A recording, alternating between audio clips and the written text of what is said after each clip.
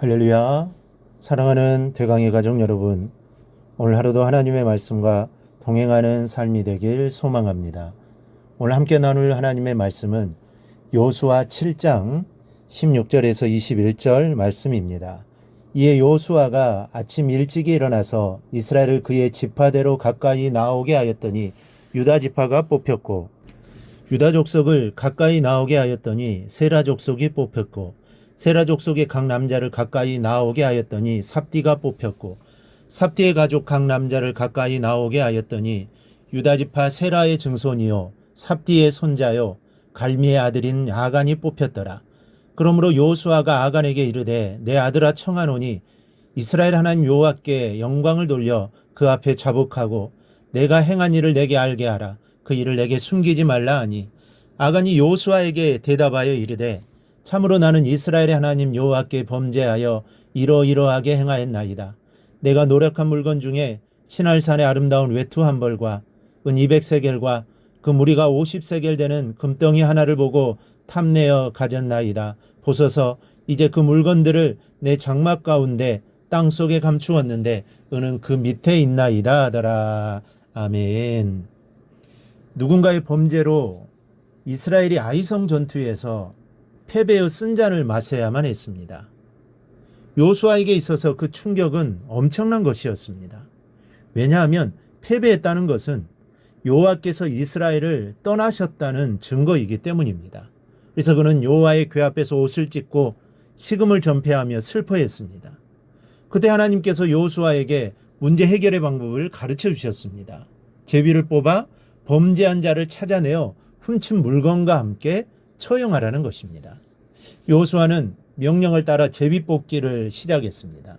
16절에 보니 이에 여호수아가 아침 일찍 일어나서 이스라엘을 그의 지파대로 가까이 나오게 하였더니 유다 지파가 뽑혔고 그랬습니다. 여호수아는 아침에 일찍 일어나 지파들을 불러 모았습니다. 아침에 일찍 일어나 제비 뽑기를 했다는 것은 죄된 것을 한시라도 빨리 하나님 앞에서 제거하고자 하는 마음이 앞섰기 때문입니다. 그래서 서둘렀습니다. 잠시라도 지체할 수 없었습니다.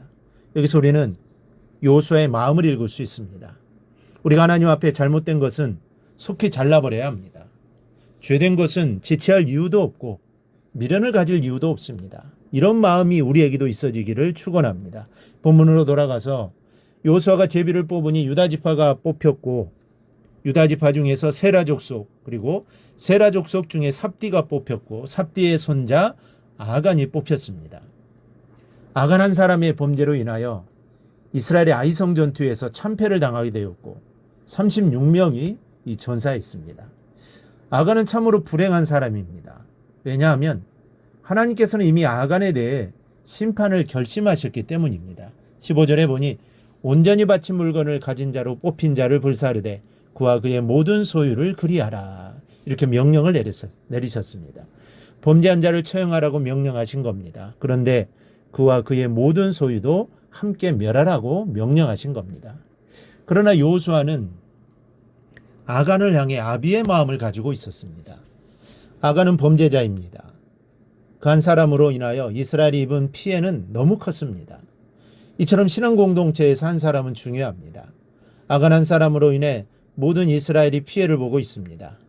그리스도인 한 사람의 범죄로 인해 전체 교회가 욕을 먹습니다. 더욱이 하나님의 이름이 모독을 받습니다. 전도의 문이 막히기도 합니다. 예수님 우리를 산 위에 있는 동네라고 말씀하셨습니다. 이 말씀은 우리의 일거수일투족이 세상 사람들에게 노출되어 있다는 것입니다. 즉 모든 사람들이 예수 믿는 우리를 주목하고 있다는 것입니다. 그러므로 모든 사람이 나를 주목하고 있다는 것을 깨달아야 합니다. 나 한 사람 행동이 신앙 공동체로서 한 몸인 교회에 어떠한 결과를 가져올지에 대하여 신중하게 생각하고 행동해야 하는 것입니다. 그런데 아간은 이를 깨닫지 못했고 나 하나쯤은 괜찮겠지라는 생각을 가지고 행동했던 것입니다. 그리고 죄를 범하게 되고 그로 인해 엄청난 어려움에 직면하게 됩니다. 근데 19절에서 여호수아가 아간을 부르는 소리를 들어보십시오. 그러므로 여호수아가 아간에게 이르되 내 아들아 청하노니 이스라엘 하나님 여호와께 영광을 돌려 그 앞에 자복하고 내가 행할 일을 내게 알게 하라. 그 일을 내게 숨기지 말라. 내 아들아 라고 부릅니다. 아버지가 아들을 부르는 그 심정입니다. 부성애를 가지고 아간을 대하고 있습니다. 그리고 비록 범죄하였지만 자신의 죄를 만인 앞에서 고하도록 권면하고 있습니다. 그 결과 아간은 자신의 범죄를 고하게 되고 이 사건으로 여호와의 거룩성과 위엄이 만방에 떨쳐지게 됩니다. 여러분, 여기서 우리는 무엇을 깨닫습니까?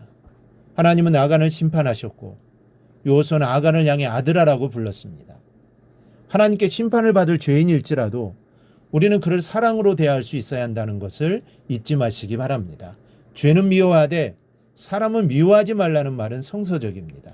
우리는 어떻습니까? 사람을 미워하는 경우가 너무 많습니다. 모두가 다 사랑의 대상이어야 하는 아간을 나도 모르는 사이에 미움의 대상이 되어버리고 말았습니다. 오히려 그 사람을 측은히 여겨야 하고 불쌍히 여겨야 하거늘 사람 자체를 미워했습니다. 오늘 여호수아의 모습을 보면서 반성하는 시간이 되십시다. 그리고 여호수아가 아간을 부성애로 사랑하듯 그리스도의 마음으로 원수까지 사랑하는 경지에 이르는 신앙이 되시기를 주님의 이름으로 축원합니다. 오늘 묵상한 말씀을 굳게 잡고 삶으로 실천하며 살아내는 대강의 모든 성도들이 되기를 축복합니다.